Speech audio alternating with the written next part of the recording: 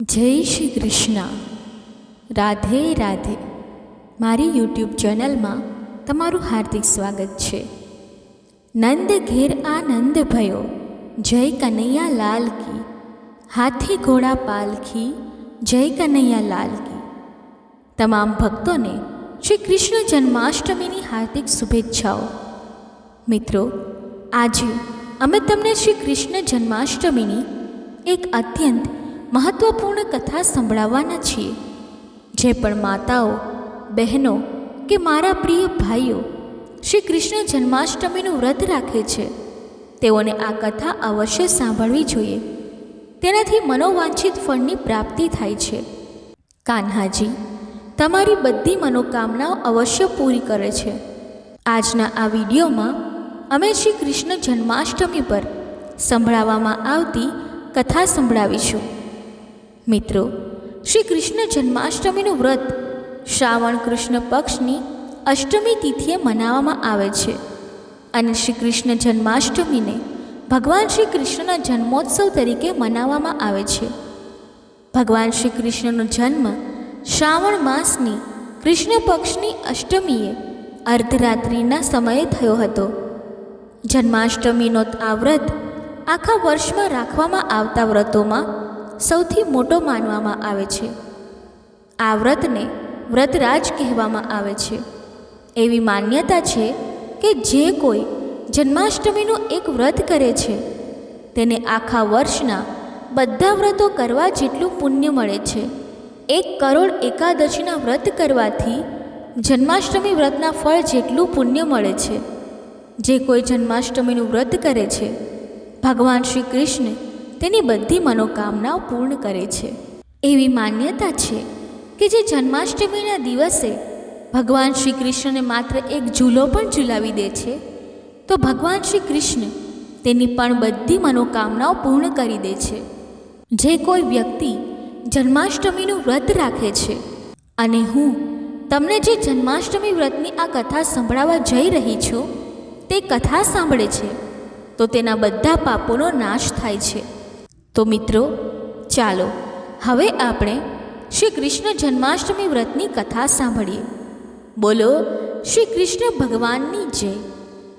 મિત્રો, દ્વાપર યુગમાં જ્યારે પૃથ્વી પાપ અને અત્યાચારથી ભરાઈ ગઈ ત્યારે પૃથ્વીએ ગાય માતાનું રૂપ ધારણ કરીને સૃષ્ટિના રચયિતા ભગવાન બ્રહ્માજી પાસે ગઈ. ગાયનું રૂપ ધારણ કરેલી પૃથ્વી માતા સાથે બધા દેવતાઓ બ્રહ્માજી પાસે ગયા અને બધા દેવતાઓએ મળીને ભગવાન બ્રહ્માજીને પૃથ્વીની દુઃખદ ગાથા સંભળાવી. હવે ભગવાન બ્રહ્માજીના આદેશ અનુસાર ત્યાં હાજર બધા દેવતાઓ એક સાથે મળીને કહેવા લાગ્યા કે અમે બધા આ સંકટના સમાધાન માટે ભગવાન શ્રી હરિ વિષ્ણુ પાસે જઈશું. અને બધા લોકો ગાય માતાને લઈને શ્રી હરિ ભગવાન વિષ્ણુજી પાસે ક્ષીરસાગરમાં પહોંચી ગયા. ભગવાન ત્યાં શ્રી હરિ વિષ્ણુ શેષનાગની શૈયા પર બેઠા વિશ્રામ કરી રહ્યા હતા. હવે બધા દેવતાઓ ત્યાં જઈને ભગવાન વિષ્ણુજીની સ્તુતિ કરવા લાગ્યા. જ્યારે બધા દેવતાઓ એક સાથે ભગવાન શ્રી હરિ વિષ્ણુની સ્તુતિ કરવા લાગ્યા ત્યારે ભગવાન શ્રી હરિ વિષ્ણુની નિંદ્રા ભંગ થઈ. ત્યારે ભગવાન વિષ્ણુએ બધાના આવવાનું કારણ પૂછ્યું.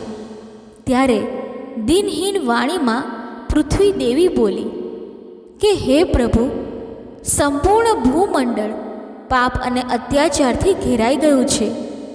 પૃથ્વી પાપ અને અત્યાચારથી ત્રાહિમામ કરવા લાગી છે. તેથી હે પ્રભુ, કૃપા કરીને તમે આ સંકટનું નિવારણ કરો અને પૃથ્વીને સંકટમાંથી મુક્ત કરો.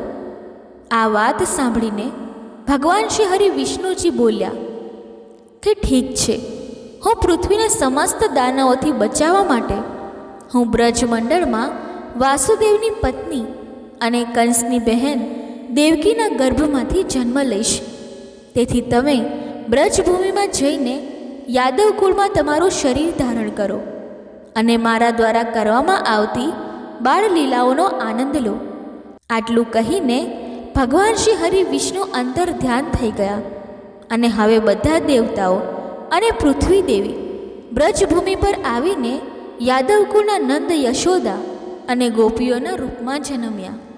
તેના પછી કેટલાક દિવસો એમ જ વીતી ગયા. થોડા દિવસો પછી વાસુદેવ અને દેવકી તેમના શાળા કંસ સાથે ગોકુળ જઈ રહ્યા હતા અને પૃથ્વીને તેમના આતંકથી ત્રાહિમામ કરાવનાર અને કોઈ નહીં દેવકીનો ભાઈ કંસ હતો. જ્યારે તેઓ ત્રણેય ગોકુળધામ જઈ રહ્યા હતા ત્યારે અચાનક જ ભવિષ્યવાણી થઈ કે અરે દુરાચારી કંસ, જેને તું તારી બહેન સમજીને તારી સાથે લઈ જઈ રહ્યો છે, તેના ગર્ભમાંથી જન્મ લેનાર 8મો પુત્ર તારી મૃત્યુનું કારણ બનશે. એટલું સાંભળતા જ કંસે તરત જ તલવાર ઉઠાવી અને દેવકીને મારવા માટે દોડી પડ્યો. ત્યારે વાસુદેવે તેને પકડી લીધો અને કંસને કહ્યું, હે કંસ, આ તો નિર્દોષ છે, તેને મારવું યોગ્ય નથી અને તમારા જેવા એક યશસ્વી રાજાને આ શોભા પણ નથી આપતું. જ્યારે પણ દેવકીના ગર્ભમાંથી કોઈ સંતાનનો જન્મ થશે તો તેના જન્મ થતાં જ હું તમને મારી બધી સંતાનો આપી દઈશ. તમે તેમનું કંઈ પણ કરો પછી તમને કોણ મારી શકશે? હવે જ્યારે કંસે તેની વાત સાંભળી ત્યારે તે અત્યાચારી કંસે વાસુદેવની વાત માની લીધી અને વાસુદેવ અને દેવકીને લઈ જઈને એક જેલખાનામાં બંધ કરી દીધા. હવે જ્યારે પણ દેવકીને કોઈ પુત્ર થતો ત્યારે તે કંસ તે પુત્રને મારી નાખતો. દેવકીના 7 પુત્રોના માર્યા જવા પછી 8મા ગર્ભની વાત કંસને જ્યારે ખબર પડી તો આ વાતની જાણ થતાં જ કંસે દેવકી અને વાસુદેવને એક વિશેષ કારાગારમાં નખાવી દીધા અને ત્યાં કડક પહેરો લગાવી દીધો. શ્રાવણ માસના કૃષ્ણ પક્ષની અષ્ટમીએ અર્ધરાત્રિના સમયે પદ્મધારી ભગવાન શ્રી કૃષ્ણનો જન્મ થયો. જેવો જ જન્મ થયો તેમ ચારે તરફ દિવ્ય પ્રકાશ ફેલાઈ ગયો. આકાશમાંથી અમૃતમય પુષ્પ વર્ષા થવા લાગી. બધા દેવી દેવતાઓ આકાશમાં ઊભા થઈને હાથ જોડી પ્રણામ કરવા લાગ્યા. ગાંધર્વો અને અપ્સરાઓ મધુર ગીતો ગાવા લાગ્યા. સમગ્ર વાતાવરણમાં દેવી સુગંધ અને આનંદની લહેરો ફરવા લાગી. લીલાધારી ભગવાનની લીલા જોઈને વાસુદેવ અને દેવકી તેમની સામે હાથ જોડીને ઊભા થઈ ગયા. ભગવાન શ્રી કૃષ્ણએ જ્યારે પોતાનું બાલરૂપ ધારણ કર્યું ત્યારે દેવકી અને વાસુદેવના હાથની હથકડીઓ તૂટી ગઈ. દરવાજા આપમેળે ખુલી ગયા.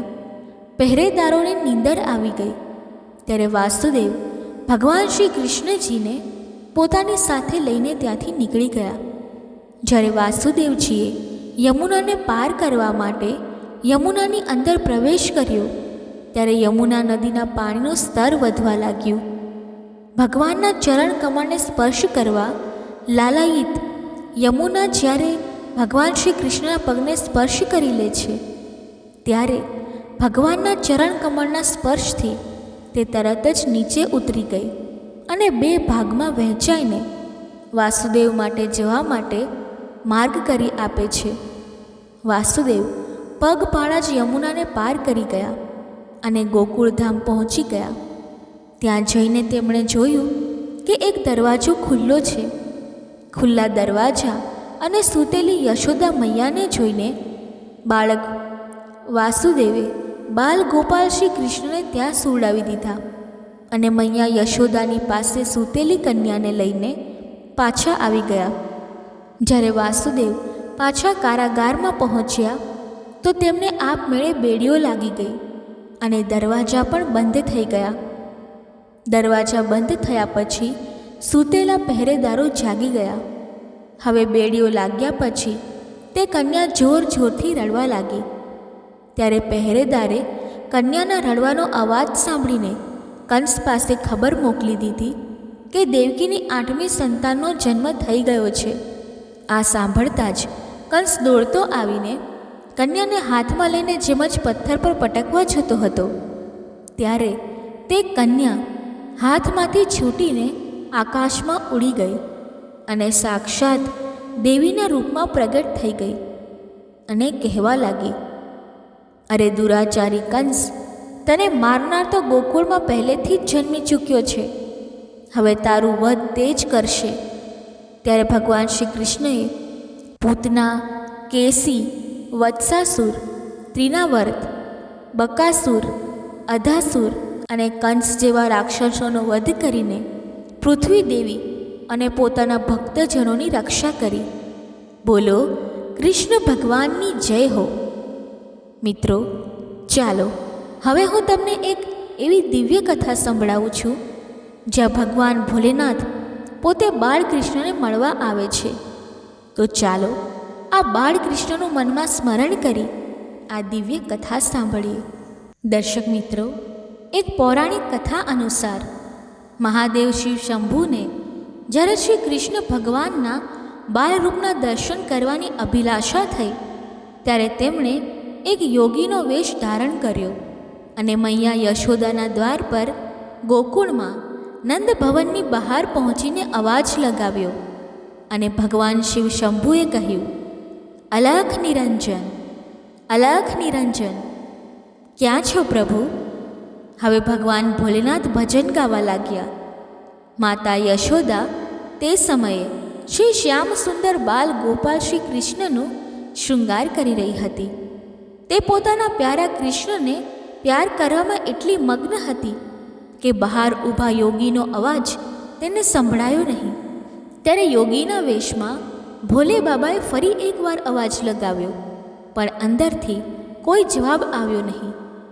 ત્યારે ત્યાંથી એક વ્રજની વૃદ્ધ ગોપી પસાર થઈ રહી હતી.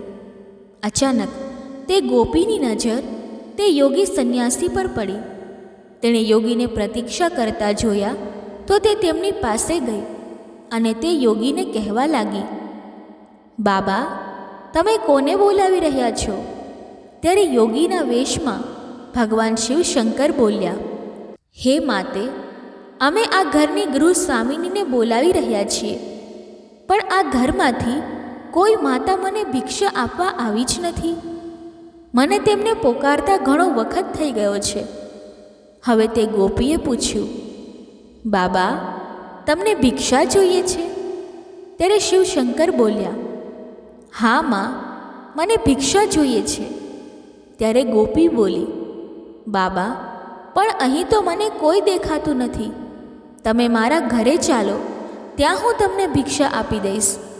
તમે મારી પાસેથી જે પણ માંગશો તે હું તમને આપીશ, જો મારી પાસે હશે તો. ત્યારે ભગવાન ભોલેનાથે કહ્યું, માતા, હું જ્યાં જાઉં છું જો તે દ્વારેથી કંઈક મળે તો સારું, નહીં તો કોઈ અન્ય દ્વારે હું જતો નથી. ત્યારે ગોપી કહેવા લાગી, તો મહારાજ, ત્યારે તો આજે તમે ભૂખ્યા જ રહેશો.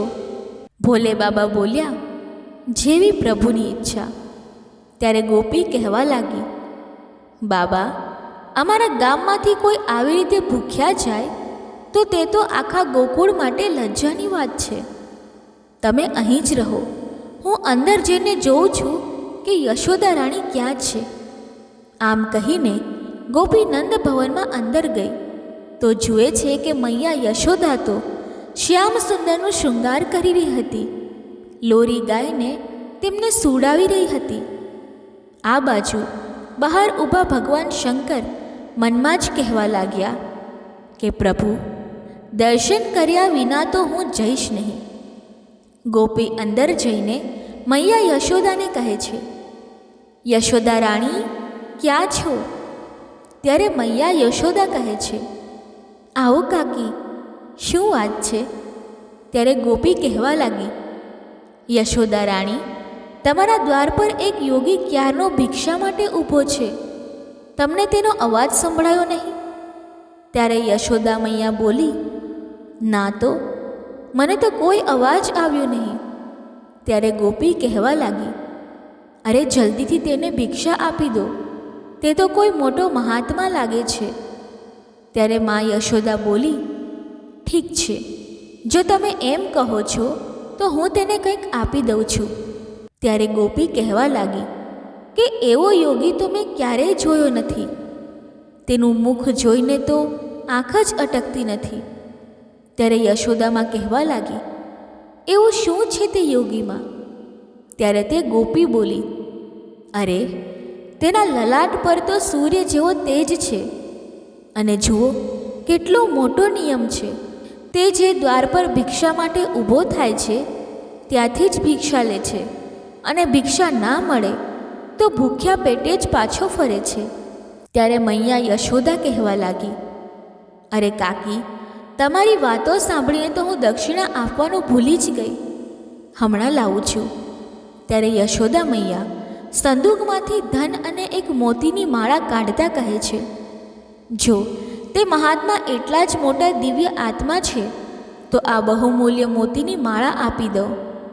આ બાજુ ભગવાન શિવ શંભુ બહાર ઊભા ઊભા મનમાં જ શ્યામ સુંદર સાથે વાતો કરી રહ્યા હતા.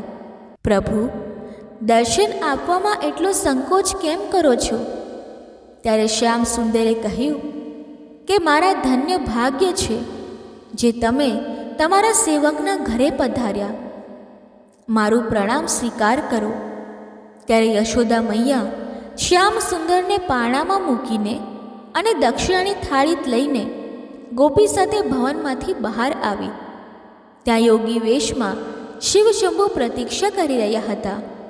યશોદા મૈયા યોગી રૂપ શિવ શંભુને જોઈને પ્રણામ કરતા કહે છે કે બાબા, ક્ષમા કરજો વિલંબ માટે. હું મારા લલ્લાનું શૃંગાર કરી રહી હતી.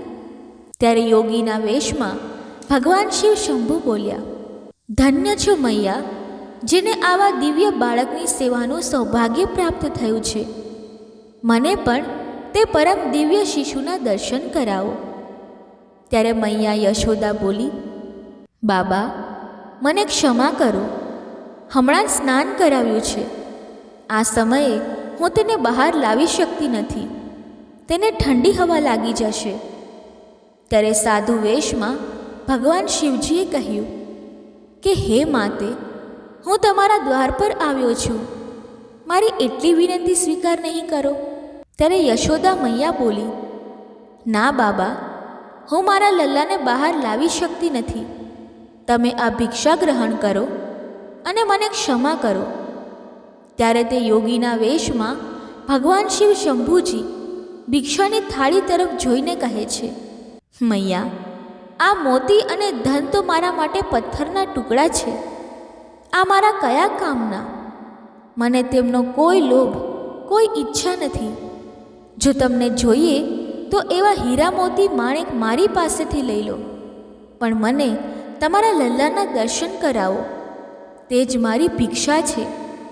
યોગી વેશમાં ભગવાન શંકરે પોતાના કમંડળમાંથી હીરા મોતી કાઢીને મૈયા યશોદાની ભિક્ષાની થાળીમાં મૂકી દીધા.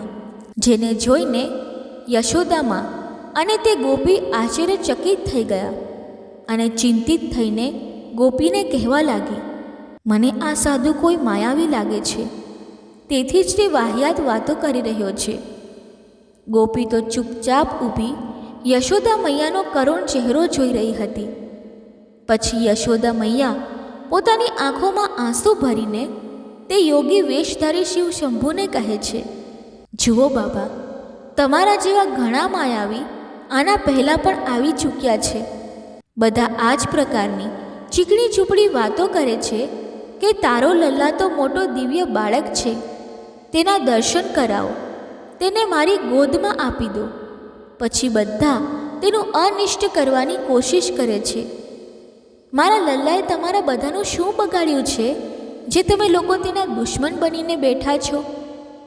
પછી બહુ કડક શબ્દોમાં યશોદા મૈયાએ કહ્યું, ભિક્ષા જોઈએ તો લઈ લો, અન્યથા તમારા સ્થાને પધારો.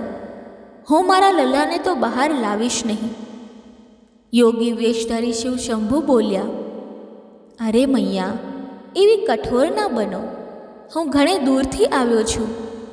પણ યશોદા મૈયા તો ફરી બોલી, ભલે તમે કૈલાશ પર્વતથી આવ્યા હો, પણ હું મારા લલ્લાને નહીં બતાવું. જો તમે કૈલાશ પર્વતથી આવ્યા છો તો ત્યાં ભગવાન શિવના દર્શન કરી લીધા હોત. અહીં શું કામ આવ્યા છો? યોગી વેશધારી ભગવાન શિવ શંભુ બોલ્યા, ભોલી મૈયા, ભગવાનના સાક્ષાત દર્શન કરવા કોઈ મુશ્કેલ કામ નથી, પણ તેમના બાળ સ્વરૂપના દર્શન કરવા બહુ દુર્લભ છે. તેમની દર્શનની લાલસાથી અહીં આવ્યો છું. ઘણા યુગો પછી આ દર્શન કરવા મળે છે. પણ યશોદા મૈયા માની નહીં. તે બોલી, બાબા, મને ક્ષમા કરો, હું મારા લલ્લાને તો બહાર લાવીશ નહીં. મારા પતિની આજ્ઞા છે કે કોઈ અજાણી વ્યક્તિની સામે મારા લલ્લાને ના લાવો, ભલે કંઈ પણ થઈ જાય. મા યશોદા અને ભગવાન ભોલેનાથ વચ્ચે આ વિવાદ ચાલી રહ્યો હતો. આ વિવાદને બધા દેવતાઓ સ્વર્ગલોકમાં ઊભા થઈને જોઈ રહ્યા હતા. ત્યારે તેમણે વિચાર્યું કે એમ તો કામ નહીં ચાલે. અમારા પ્રભુ ભગવાન ભોલેનાથે તો મૈયા યશોદા પોતાના લલ્લાને દર્શન કરાવશે નહીં. ત્યારે તેમણે દેવી પૂર્ણમાસીને એક ગોપીનું રૂપ આપીને તેને તે જ સ્થાને મોકલી દીધી જ્યાં આ વાદ વિવાદ ચાલી રહ્યો હતો. પૂર્ણમાસી તેમની પાસે પહોંચીને બોલી, અરે યશોદા રાણી, આ કોઈ અજાણી વ્યક્તિ નથી. હું તેમને સારી રીતે ઓળખું છું. મેં કહ્યું હતું ને કે ગોકુળમાં આવતા પહેલાં હું કાશીમાં રહેતી હતી. ત્યાં મેં તેમના દર્શન કર્યા હતા. આ તો સાચા પરમ દિવ્ય શક્તિ છે. આ તો શક્તિના આદિપતિ છે.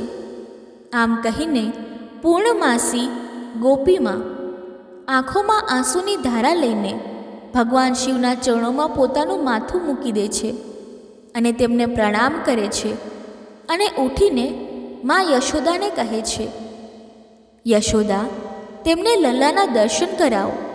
તેમના આશીર્વાદ મેળવીને તારો લલ્લા પણ બહુ પ્રસન્ન થશે. યશોદામાં હવે સ્મૃતિ મુદ્રામાં પૂર્ણમાસીને કહે છે, શું તમે સાચું કહો છો? મૈયા યશોદા આગળ કહે છે, પણ તેમની વેશભૂષા તો જુઓ. લાંબી લાંબી જટાઓ, શરીર પર ભસ્મ, ગળામાં સાપની માળા. લલ્લા તો તેમને જોઈને જ ડરી જશે. ના બાબા ના, હું તો લલ્લાને નહીં લાવું. બિચારી ભોળી મૈયાને શું ખબર હતી કે તેમના દ્વાર પર સ્વયં શિવ ભગવાન પધાર્યા છે. મૈયા યશોદાની એવી વાતો સાંભળીને પૂર્ણમાસી માં કહેવા લાગી, ના યશોદા રાણી, તેમના તો દર્શન માત્રથી સમસ્ત ભયનો નાશ થાય છે. સારી અડચણો દૂર થાય છે. યશોદા, તું તેમના પર વિશ્વાસ કર. હું તને જૂઠું નથી કહેતી. હવે આ વાતનું સમર્થન કરતા તે બીજી ગોપી પણ કહેવા લાગી, અરે યશોદા રાણી, આ પૂર્ણમાસી ફોઈ તો ક્યારેય જૂઠું બોલતી નથી. તને યાદ છે ને, જ્યારે તે પહેલાં ગોકુળમાં આવી હતી ત્યારે તેણે તને આશીર્વાદ આપ્યો હતો કે તને પણ એક લલ્લા થશે. તે સમયે તો તમે બધા આશા છોડી ચૂક્યા હતા. આ તો હંમેશા સાચું કહે છે, તો તેની વાત તો માની લે. યશોદા મૈયા પૂર્ણમાસી ફોઈને બોલી, લલ્લાને તો લાવીશ, પણ તેમના હાથમાં નહીં આપું. પૂર્ણમાસીમાં બોલી, સારું, ઠીક છે, લલ્લાને તો લઈ આવો. લલ્લાને દૂરથી જ આશીર્વાદ લઈ લેજે. જા, જલ્દી જા. પછી મૈયા યશોદા નંદ ભવનમાં અંદર જાય છે શ્યામ સુંદરને લેવા માટે, અને અંદર જઈને શ્યામ સુંદરને પોતાની ગોદમાં ઉઠાવીને આમ કહે છે, અરે લલ્લા, ચાલ, તારા દર્શન માટે કોઈ આવ્યા છે. યશોદા મૈયા શ્યામ સુંદરને બહાર લઈ જાય છે, જેમને જોઈને યોગી વેશધારી શિવ શંભુ પ્રેમથી ગદગદ થઈ જાય છે. શ્યામ સુંદરના બાલ સ્વરૂપને ટકટકી લગાવીને નિહાળવા લાગે છે. જેમ પૂર્ણિમાની રાત્રે ચકોર ચંદ્રને ટકટકી લગાવીને નિહાળે છે, તેમ તે સાધુ વેશધારી ભગવાન શિવ પણ આ લલ્લાને જોઈને તેને એક ટક જોઈ રહ્યા હતા. ભગવાન શિવ શંભુ પોતાના પ્રિય શ્યામ સુંદરના આ બાલરૂપને જોઈને તેમને નમસ્કાર કરે છે, અને શ્યામ સુંદરના ચહેરા પર પણ મધુર મુસ્કાન આવી જાય છે.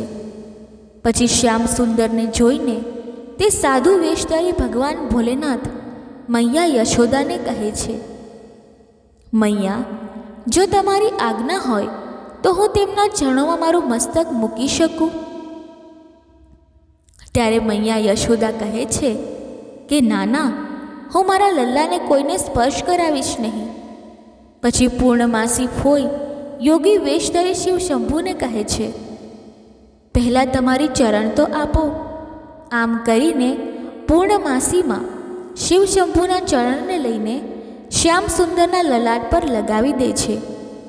શિવ શંભુની ચરણ ધૂળ શ્યામ સુંદરના લલાટમાં પડતા શ્યામ સુંદર મનમાં જ ભગવાન શિવ શંભુને કહે છે, પ્રભુ, તમારો ખૂબ ખૂબ આભાર. ભગવાન શિવ શ્યામ અને તેમની મૈયા વચ્ચેનો પ્રેમ જોઈને કહે છે કે આ ક્યાંનો ન્યાય છે સ્વામી? અમે એટલે દૂરથી આવ્યા છીએ તમારા બાલ સ્વરૂપના દર્શન કરવા, અને તમને આલિંગન પણ ના કરી શક્યા. જેમના શ્રી ચરણોમાંથી નીકળેલી પવિત્ર ગંગાને અમે અમારા શીશ પર ધારણ કરીએ છીએ, તે શ્રી ચરણોને એકવાર તો સ્પર્શ કરવા દો. પછી ભગવાન શિવ પોતાના શરીરના એક અદૃશ્ય પ્રતિબિંબથી શ્રી શ્યામ સુંદરના ચરણોનો સ્પર્શ કરે છે અને તેમની સ્તુતિ કરે છે, જે ભગવાન શ્રી શ્યામ સુંદરને બહુ પ્રિય છે. તેના પછી યોગી વેશધારી ભગવાન શિવ શંભુ મૈયા યશોદાને કહે છે કે આ યુગમાં આ તારો લલ્લા મારા નેત્રોને નિહાળવા મળ્યો, હું ધન્ય થઈ ગયો. હવે માતા યશોદા કહે છે કે યોગી બાબા, હવે તો ભિક્ષા લઈ લો. ત્યારે ભગવાન શિવ કહે છે કે પોતાના હીરા મોતી તમે જ રાખી લો, આ મારા કયા કામના? હું તો માલામાલ થઈ ગયો તારા લલ્લાના દર્શન કરીને, આજ મારી ભિક્ષા હતી. અને આમ કહીને યોગી વેશધારી શિવ શંભુ ત્યાંથી અંતર ધ્યાન થઈ જાય છે. એવું અનુપમ દ્રશ્ય જોઈને સ્વર્ગલોકમાંથી બધા દેવી દેવતાઓ પ્રસન્ન થઈને પુષ્પોની વર્ષા કરવા લાગે છે. બોલો કૃષ્ણ ભગવાનની જય. હવે આપણે શ્રી કૃષ્ણની બાળ લીલાની બીજી એક દિવ્ય કથા સાંભળીએ, જેમાં શ્રી કૃષ્ણએ પોતાની દિવ્ય લીલા દ્વારા કાલિયા નાગના અહંકારને તોડીને ચૂરે ચૂરા કરી નાખ્યા હતા. આ વાત ત્યારની છે જ્યારે યશોદાના લાડલા કાન્હા ગોકુળમાં વસતા હતા. ગોકુળની નજીકમાં જ યમુના નદી વહેતી હતી. એક વખત કાલિયા નાગે યમુનાને પોતાનું ઘર બનાવી લીધું અને નદીના પાણીને પોતાના વિષથી ઝેરીલું કરી નાખ્યું. એક દિવસ કાન્હા તેમના તમામ મિત્રો સાથે રમતા રમતા યમુના નદીના કિનારે પહોંચી ગયા અને જાણી જોઈને દડાને યમુના તરફ ફેંકવા લાગ્યા. મિત્રોએ કાન્હાને કહ્યું, કાન્હા, તું વારંવાર બોલને યમુના તરફ કેમ ફેંકે છે? જો દડો યમુનામાં પડી ગયો તો કોણ કાઢીને લાવશે? કાન્હાએ જવાબ આપ્યો, અરે, હું પણ શું કરું? વારંવાર દડો યમુના તરફ જ ઉછળી જાય છે. ત્યારે એક બાળ સખાએ કહ્યું, હવે ધ્યાન રાખજે, હું તારી તરફ દડો ફેંકું છું, તું પકડી લેજે. કૃષ્ણ તો એ જ ઈચ્છતા હતા કે દડો યમુનાજીમાં જાય, અને રમતા રમતા અચાનક તેમનો દડો યમુના નદીમાં પડી ગયો. હવે યમુના નદીના પાણી અને તેમાં રહેતા કાલિયા નાગ વિશે તમામને ખબર હતી, એટલે મોતના ડરથી કોઈ પણ નદીમાં જવા તૈયાર નહોતું. મિત્રોએ કાન્હાને કહ્યું, તમે જ દડો નદીમાં ફેંક્યો છે, હવે તમે જ કાઢીને લાવો. બીજા મિત્રોએ ઉમેર્યું, હા કાન્હા, હવે તું જ દડાને પાછો લાવ. પરંતુ મિત્રોએ ચિંતા કરીને કહ્યું, પરંતુ યમુના નદીમાં તો કાલિયા નાગ રહે છે. સાંભળ્યું છે કે તે ખૂબ વિશાળ છે.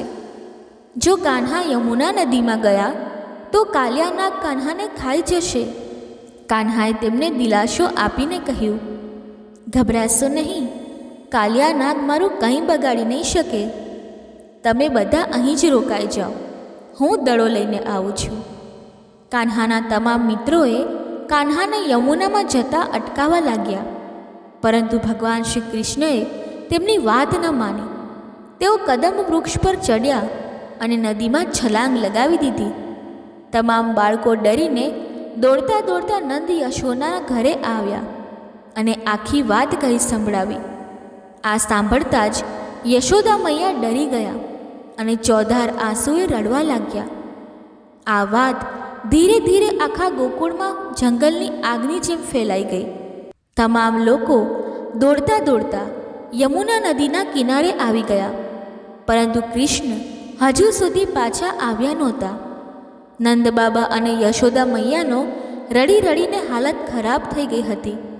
ત્યારે બલરામે તમામને દિલાસો આપીને કહ્યું કે તમે બધા ચિંતા ના કરો, હું કાન્હાને જાણું છું, તેનું કોઈ કંઈ બગાડી નહીં શકે. ત્યાં જ નદીમાં કૃષ્ણને જોઈને કાલિયા નાગની પત્નીએ તેમને વિનંતી કરીને કહ્યું, પુત્ર, આલો તમારો દડો, હવે તમે અહીં વધુ ના રોકાઓ. અમારા પતિ હજુ ગાઢ નિંદ્રામાં સૂતા છે. જો તેમણે તમને જોઈ લીધા તો ક્રોધમાં આવીને તમને કોઈ નુકસાન પહોંચાડી દેશે. કાન્હાએ તેમને જવાબ આપ્યો કે વાસ્તવમાં તો હું તમારા પતિ કાલિયા નાગને જ મળવા આવ્યો છું. હવે જ્યાં સુધી હું મારી યમુનાને કાલિયા નાગથી મુક્તિ નહીં અપાવું ત્યાં સુધી હું પાછો નહીં જાઉં. કાલિયા નાગની પત્નીઓએ કાન્હાને ખૂબ વિનંતી કરી, પરંતુ કાન્હા ટસના મસ ન થયા. ત્યારે કાલિયા નાગની પત્નીઓએ કાલિયા નાગને જગાડ્યો. જ્યારે કાલિયા નાગ જાગ્યો ત્યારે કૃષ્ણએ કાલિયા નાગને આદેશ આપીને કહ્યું, હે કાલિયા નાગ, યમુનાને છોડીને ચાલ્યો જા. કાલિયા નાગે ક્રોધમાં કહ્યું, તું એક નાનો બાળક છે, તું મને ધમકી આપે છે. હું તને ચેતવણી આપું છું કે તું અહીંથી પાછો જા, નહીં તો મારા વિષથી તું બચી નહીં શકે. કાન્હાએ તને કહ્યું, મારી શરણમાં જે કોઈ આવે છે તેને હું ક્ષમા કરીને છોડી દઉં છું, પરંતુ લાગે છે તું ખૂબ મૂર્ખ છે, તું આમ જ નહીં માને. ત્યારબાદ કૃષ્ણ અને કાલિયા નાગ વચ્ચે જોરદાર લડાઈ થઈ, જેને જોઈને દેવી દેવતાઓ પણ ભયભીત થઈ ગયા. ઘણા સમય સુધી ભગવાન કૃષ્ણ અને કાલિયા નાગ વચ્ચે યુદ્ધ ચાલતું રહ્યું. યમુના તટ પર નંદબાબા અને યશોદા મૈયા સાથે તમામ ગોકુળવાસીઓ યમુના તરફ નજર ટકાવીને રડતા રહ્યા. યશોદા મૈયાએ રડતા રડતા કહ્યું, મારો લાલ, મારો કાન્હા પાછો આવી જા. નંદબાબાએ દિલાસો આપીને કહ્યું, ચિંતા ન કરો યશોદા, આપણા કાન્હાને કંઈ નહીં થાય, તે પાછો આવશે. આ બાજુ કાલિયા નાગને પરાસ્ત કરી દીધો. ત્યારે કાલિયા નાગની પત્નીઓએ તેમને વિનંતી કરીને કહ્યું, પુત્ર, તમે મને મૈયા કહી છે, મારા સુહાગની રક્ષા કરો, તેમને જીવન દાન આપો. અને તેઓએ કાલિયા નાગને કહ્યું, સાંભળો, તમે ભગવાન કૃષ્ણ પાસે ક્ષમા માંગી લો. આ કોઈ સામાન્ય બાળક નથી, આ તો સાક્ષાત નારાયણનો અવતાર છે, જેમના દર્શન માટે તમામ દેવી દેવતાઓ, પ્રાણી અને સમસ્ત લોકવાસીઓ વ્યાકુળ રહે છે. આજે તેમના ચરણોમાં તમને સ્થાન મળ્યું છે. તેમની પાસે ક્ષમા યાચના કરો, તેઓ તમને ક્ષમા કરી દેશે. કાલિયા નાગે પછતાવા સાથે કહ્યું, હે ભગવાન, તમને ઓળખવામાં મારી ભૂલ થઈ ગઈ. હું તમારી શરણમાં આવ્યો છું, મને જીવન દાન આપો. કાન્હાએ તેને કહ્યું, ઠીક છે, હું તને જીવન દાન આપું છું. હવે તું યમુના નદીને છોડીને પાછો તારા સ્થાન રમણ દ્વીપ પર જા. કાલિયા નાગે ચિંતા કરીને કહ્યું, પ્રભુ, ત્યાં ગરુડ પક્ષી મને મારી નાખશે, હું ત્યાં કેવી રીતે જાઉં? હું ગરુડથી જીવન બચાવીને મારી પત્નીઓ સાથે અહીં આવ્યો હતો, કારણ કે સૌભરી ઋષિના શાપને કારણે ગરુડ યમુના નદીની નજીક આવી શકતું નથી. કાન્હાએ તેને આશ્વાસન આપીને કહ્યું, તે તને કંઈ નહીં કરે. મારા ચરણોના નિશાન તારા ફણ પર છે, તેને જોઈને ગરુડ તને નહીં મારે. ચાલ, હવે મને બહાર લઈ જા. કાલિયા નાગે કહ્યું, હા પ્રભુ. અને ત્યાર પછી કાલિયા નાગે શ્રી કૃષ્ણને પોતાના ફણ પર ઉઠાવીને યમુના નદીમાંથી બહાર લાવ્યા. શ્રી કૃષ્ણ કાલિયા નાગના ફણ પર નૃત્ય કરવા લાગ્યા. નંદબાબા યશોદા મૈયા સાથે તમામ ગામવાસીઓ કૃષ્ણની આ લીલા જોઈને અચંબિત થઈ ગયા. ગોકુળનું વાતાવરણ પ્રસન્નતાથી ભરાઈ ગયું. તમામના ચહેરા પર ખુશી હતી. દેવી દેવતાઓ પણ ભગવાન કૃષ્ણની આ લીલા જોઈને મોહિત થઈ ગયા. આકાશમાંથી અમૃતમય પુષ્પ વર્ષા થવા લાગી. બધા દેવી દેવતાઓ આકાશમાં ઊભા થઈને હાથ જોડી પ્રણામ કરવા લાગ્યા. ગંધર્વો અને અપ્સરાઓ મધુર ગીતો ગાવા લાગ્યા. અને ત્યાર પછી કાલિયા નાગ યમુનાના માર્ગે પોતાની પત્નીઓ સાથે તેના સ્થાને જતો રહ્યો. બોલો કૃષ્ણ કનૈયા લાલ કી જય. હવે આપણે ભગવાન શ્રી કૃષ્ણની બાળ લીલામાંની એક ગોવર્ધન લીલાની કથા સાંભળીએ. પૌરાણિક કથા અનુસાર જ્યારે દેવરાજ ઇન્દ્રના હૃદયમાં અહંકારનો ઝેર ફેલાયો ત્યારે લીલાધારી શ્રી કૃષ્ણ, જે સ્વયં ભગવાન વિષ્ણુના સાક્ષાત અવતાર છે, એમણે ઇન્દ્રનું અભિમાન ચૂર ચૂર કરવા એક અપૂર્વ લીલા રચી. એક દિવસ શ્રી કૃષ્ણની નજર વ્રજના લોકો પર પડી, જેઓ ઉત્તમ ઉત્તમ પકવાનો બનાવી કોઈ મહાન પૂજાની તૈયારીમાં વ્યસ્ત હતા. ત્યારે ભોલા બનીને કાન્હાએ પોતાની મૈયા યશોદાને પૂછ્યું, મૈયા, આપણે આટલી બધી તૈયારી કોની પૂજા માટે કરીએ છીએ? મા યશોદાએ હળવેથી હસીને કહ્યું, લાલા, આ તો દેવરાજ ઇન્દ્રની પૂજા માટે અન્નકૂટની તૈયારી છે. શ્રી કૃષ્ણએ ભાવભરી મુદ્રામાં નિર્દોષતાથી પૂછ્યું, મૈયા, આપણે ઇન્દ્રની પૂજા કેમ કરીએ છીએ? એ તો ક્યારે દર્શન પણ નથી આપતા અને પૂજા ન કરીએ તો ક્રોધે ભરાય છે. આવા અહંકારીની પૂજા કરવાનું શું કામ? યશોદા મૈયાએ સમજાવતા કહ્યું, કાન્હા, ઇન્દ્ર વરસાદ વરસાવે છે, જેનાથી અન્નની ઉપજ થાય છે અને આપણી ગાયોને ચારો મળે છે. શ્રી કૃષ્ણએ હસીને નમ્રતાથી પણ દ્રઢતાથી કહ્યું, મૈયા, તો આપણે ગોવર્ધન પર્વતની પૂજા કરવી જોઈએ, કારણ કે આપણી ગાયો તો ત્યાં જ ચરે છે. તે જ આપણો સાચો રક્ષક છે. લીલાધારીની માયાથી મંત્રમુગ્ધ થઈ વ્રજવાસીઓએ ઇન્દ્રને બદલે ગોવર્ધન પર્વતની પૂજા કરી. આ જોઈ ઇન્દ્રનો અહંકાર ભડકી ઉઠ્યો અને તેમણે વ્રજ પર પ્રલયકારી મુશળધાર વરસાદ વરસાવ્યો. ભયભીત વ્રજવાસીઓએ શ્રી કૃષ્ણને દોષ દેવા માંડ્યા. આ બધું તારા કહેવાથી થયું. ત્યારે મુરલીધરે પોતાની મુરલી કમરમાં ખોસી એક જ ક્ષણમાં પોતાની ટચલી આંગળી પર સમગ્ર ગોવર્ધન પર્વત ઉપાડી લીધો અને વ્રજવાસીઓને તેમની ગાયો વાછરડા સહિત તેની છાયામાં આશ્રય લેવા બોલાવ્યા. ઇન્દ્રનો ક્રોધ વધુ ભડક્યો.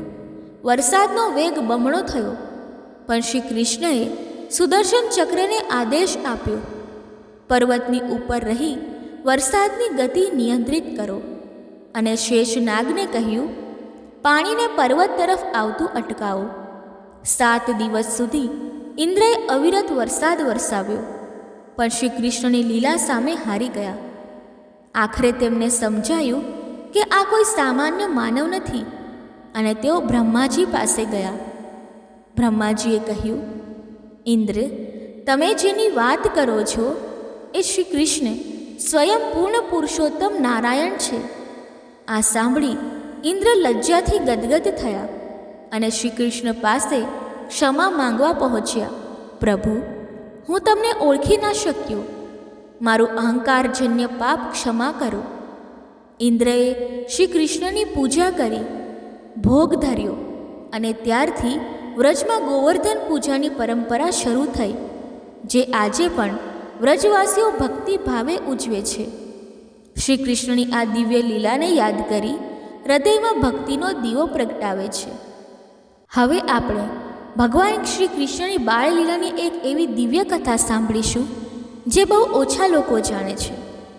દર્શક મિત્રો, ગોકુળ વૃંદાવનમાં જ્યારે ભગવાન શ્રી કૃષ્ણ 12 વર્ષના થયા ત્યારે કંસના આમંત્રણ પર તેમને બલરામ સાથે કંસને મળવા જતા પહેલાં કેટલાક દિવસો અતિથિ શાળામાં રોકાવાનું થયું, જ્યાં તેમણે નગર ભ્રમણનો વિચાર કરીને બંને ભાઈઓ મથુરાની ગલીઓમાં ફરવા નીકળી પડ્યા. જ્યાં જ્યાં તેઓ જતા ત્યાં ત્યાં લોકો તેમને જોઈને સ્તબ્ધ થઈ જતા, કારણ કે નગરમાં તો પહેલેથી જ સમાચાર ફેલાઈ ગયા હતા કે આ બંને ભાઈઓ જ કંસના અત્યાચારોથી તેમને મુક્ત કરાવશે. મિત્રો, એ જ નગરમાં એક ત્રિવક્રા એટલે કે કુબ્જા નામની સ્ત્રી રહેતી હતી.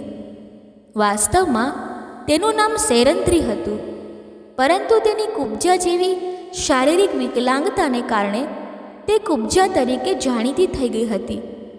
તે દેખાવમાં અત્યંત સુંદર હતી, પરંતુ તેની વિકલાંગતાને લીધે બધા તેને ચીડવતા હતા. આ જ કારણે તેણે શૃંગાર કરવાનું તો બિલકુલ છોડી દીધું હતું, જેથી તેનું રૂપ અત્યંત વિકૃત થઈ ગયું હતું. કુબ્જા કંસની દાસી હતી, જે રોજ તેના માટે પુષ્પ અને ચંદનનું ઉપટન લઈને રાજમહેલ જતી હતી. કંસને પણ તેનું સુગંધિત ઉપટન ખૂબ પ્રિય હતું અને તેથી તે પણ તેનું માન કરતો હતો. જ્યારે ભગવાન શ્રી કૃષ્ણ અને બલરામ મથુરાની ગલીઓમાં ફરી રહ્યા હતા, ત્યારે તેમણે દૂરથી લંગડાતી ચાલીને આવતી કુબ્જાને જોઈ. ભગવાન શ્રી કૃષ્ણ તેની તરફ આગળ વધ્યા અને તેનો માર્ગ અવરોધીને ઊભા રહી ગયા. તેને લાગ્યું કે આજે પણ આ કિશોર તેને ચીડવા માટે જ આવ્યા છે, તેથી તે બાજુથી નીકળવાનો પ્રયત્ન કરવા લાગી. પરંતુ ભગવાન શ્રી કૃષ્ણએ તેને જવા ના દીધી. અંતે ચીડાઈને તેણે કહ્યું કે તમે કોણ છો અને મારો માર્ગ કેમ અવરોધી રહ્યા છો? શું તમે જાણતા નથી કે હું મહારાજ કંસની સેવિકા છું અને તેમના માટે ચંદનનું ઉપટન લઈને જઈ રહી છું? તમે મને જવા દો, નહીં તો મહારાજની સેવામાં વિલંબ થશે. આ સાંભળીને શ્રી કૃષ્ણએ કહ્યું, હે સુંદરી, થોડું મને પણ આપી દેશો? આવું કહેવું તેને વધુ અપમાનજનક લાગ્યું, કારણ કે અત્યાર સુધી લોકો તેના રૂપની મજાક જ ઉડાવતા હતા, પરંતુ આજે તેને સુંદરી કહેવામાં આવી રહી હતી, જેથી તે વધુ અપમાનિત અનુભવ કરવા લાગી. તેણે ક્રોધિત થઈને કૃષ્ણને કહ્યું, હે દુષ્ટ, કોઈની કુરૂપતાની મજાક ઉડાવી સારી વાત નથી. મને ખબર છે કે હું કેટલી કુરૂપ છું, તેથી મને આ રીતે અપમાનિત ન કરો. આ પર ભગવાન શ્રી કૃષ્ણે અત્યંત મૃદુ સ્વરમાં કહ્યું કે હે સુંદરી, હું તમારો ઉપહાસ નથી કરી રહ્યો. મારી દ્રષ્ટિમાં તમે નિશ્ચિત જ અદ્વિતીય સુંદરી છો.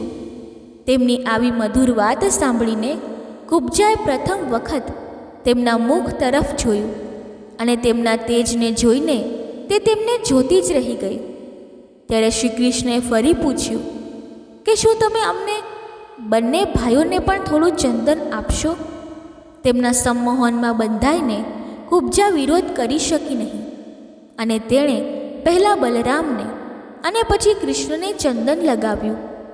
કૃષ્ણની માયામાં તે એટલી ખોવાઈ ગઈ કે તેને ખબર જ ના પડી કે મહારાજ કંસનું આખું ચંદન સમાપ્ત થઈ ગયું છે. તેને હવે તેની ચિંતા પણ ન હતી. અંતિમ બચેલું ચંદનનું લેપ લઈને તે કૃષ્ણના મુખ પર લગાવવા માંગતી હતી, પરંતુ તેની કમર વાંકી હોવાથી તેનો હાથ ભગવાન શ્રી કૃષ્ણના મુખ સુધી પહોંચી શકતો ન હતો. આ બધું જોવા માટે આખું નગર ત્યાં ભેગું થઈ ગયું હતું. આવતા જતા લોકો રોકાઈને આ દ્રશ્ય જોવા લાગ્યા. ત્યારે કુબ્જાએ ભગવાન શ્રી કૃષ્ણને અનુરોધ કર્યો કે તેઓ થોડા નીચે નમે, જેથી તે તેમને ચંદનનો લેપ લગાવી શકે. આ પર ભગવાન શ્રી કૃષ્ણે અચાનક જ તેના પગને પોતાના અંગૂઠાથી દબાવી દીધો અને પોતાની તર્જની આંગળીથી કુબ્જાની ઠોડી પકડીને તેને એક ઝટકામાં ઊભી કરી દીધી. આશ્ચર્યની વાત એ હતી કે કુબ્જાનું શરીર એકદમ સીધું થઈ ગયું. તેનું જે સૌંદર્ય ખોવાઈ ગયું હતું તેનાથી પણ વધુ તેજ તેના મુખ પર આવી ગયું. જેને બધા કુરૂપ સ્ત્રી કહેતા હતા, આજે તેનું સૌંદર્ય અપ્સરાઓને પણ માત આપી રહ્યું હતું. કુબ્જાને તો જાણે વિશ્વાસ જ ન આવ્યો, પરંતુ જ્યારે તેણે પોતાનું શરીર અને મુખ જોયું તો તે શ્રી કૃષ્ણના ચરણોમાં પડી ગઈ. શ્રી કૃષ્ણે તેને ઉઠાવતા કહ્યું, જુઓ, મેં કહ્યું હતું ને કે તમે અદ્વિતીય સુંદરી છો. હવેથી તમે પુનઃ સેરંદ્રીના નામથી જાણીતી થશો. તે પછી જેમ જ કૃષ્ણ આગળ વધવા લાગ્યા ત્યારે સેરંદ્રીએ તેમના ચરણો પકડી લીધા અને કહ્યું, હે પ્રભુ, હવે તો જે કંઈ પણ મારું છે તે તમારું જ આપેલું છે. તમારા રૂપે મારા મનમાં અનુરાગ ઉત્પન્ન કરી દીધો છે. અતઃ કૃપા કરીને મારા ઘરે પધારો. ત્યારે શ્રી કૃષ્ણએ કહ્યું, હે સેરંધ્રી, આ સમયે તો હું કોઈ વિશેષ કાર્ય માટે મથુરા આવ્યો છું, પરંતુ હું તમને વચન આપું છું કે એક દિવસ તમને અવશ્ય દર્શન આપીશ. આ કહીને ભગવાન શ્રી કૃષ્ણ બલરામ સાથે ત્યાંથી ચાલ્યા ગયા. પરંતુ સેરંધ્રી ત્યારથી માત્ર કૃષ્ણ દર્શન માટે જ જીવતી રહી. મિત્રો, કહેવાય છે કે ઘણા વર્ષો પછી ભગવાન શ્રી કૃષ્ણએ પોતાનું આ વચન નિભાવ્યું અને જરાસંધના આક્રમણોથી તંગ આવીને મથુરા છોડતા પહેલાં યાદવો સાથે સેરંધ્રીના ઘરે પહોંચ્યા. ત્યાં તેના અનુરોધ પર ભગવાન શ્રી કૃષ્ણે તેને પોતાનો પ્રેમ પ્રદાન કર્યો અને કુબ્જાએ તેમની પાસેથી આ વરદાન માંગ્યું કે ચિરકાળ સુધી તેમનો આ પ્રેમ તેને આ જ રીતે પ્રાપ્ત થતો રહે. તે જ નામથી પ્રભાવિત થઈને શ્રી કૃષ્ણએ દ્રૌપદીને અજ્ઞાતવાસમાં સેરંધ્રી નામ આપ્યું. મિત્રો, બ્રહ્મ વૈવર્ત પુરાણમાં એવું વર્ણન છે કે રાવણની બહેન શૂર્પણખા જ આગલા જન્મમાં કુબ્જા તરીકે જન્મી હતી. પાછલા જન્મમાં તેને શ્રી રામ પ્રત્યે અનુરાગ થઈ ગયો હતો, પરંતુ પત્નીવતા હોવાને કારણે ભગવાન શ્રી રામ તેની કામના પૂર્ણ કરી શક્યા ન હતા. ત્યારે તેમણે શૂર્પણખાને આશ્વાસન આપ્યું હતું કે આગલા જન્મમાં તેઓ તેની આ ઈચ્છા અવશ્ય પૂર્ણ કરશે, અને તેથી જ આગલા જન્મમાં કુબ્જા તરીકે જન્મી અને ભગવાન વિષ્ણુના 9મા અવતાર એટલે કે ભગવાન શ્રી કૃષ્ણને તેની આ ઈચ્છા પૂર્ણ કરી. તો મિત્રો, આ હતી ભગવાન શ્રી કૃષ્ણ અને સુંદરી કુબ્જા સાથે જોડાયેલી કથા. બોલો કૃષ્ણ ભગવાનની જય. દર્શક મિત્રો, કથા બોલતી વખતે જો મારાથી કોઈ ભૂલ થઈ હોય તો હું ક્ષમા માંગુ છું અને આશા રાખું છું કે તમને આ કથા પસંદ આવી હશે. જો આ કથા તમને પસંદ આવી હોય તો વિડીયોને લાઈક કરી ચેનલને સબસ્ક્રાઈબ અવશ્ય કરી લેજો અને કોમેન્ટ બોક્સમાં જય શ્રી રાધે કૃષ્ણ અવશ્ય લખજો. ધન્યવાદ. જય શ્રી કૃષ્ણ. રાધે રાધે.